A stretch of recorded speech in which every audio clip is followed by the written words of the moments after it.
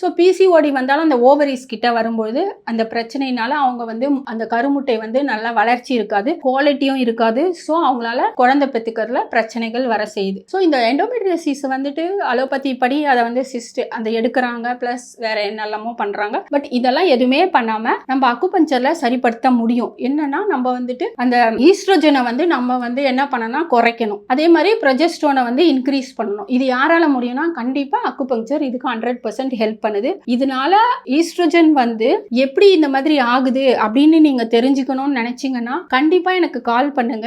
இந்த பிரச்சனை வந்து ஈஸியா சரி பண்ணக்கூடியது. நிறைய பேருக்கு, நூற்றுக்கணக்கான பேருக்கு இந்த எண்டோமெட்ரியோசிஸ் சரிப்படுத்தி இருக்கும். அதனால நீங்க வந்துட்டு கவலைப்படாம இந்த அக்குபஞ்சர் ட்ரீட்மெண்ட் எடுத்துக்கோங்க.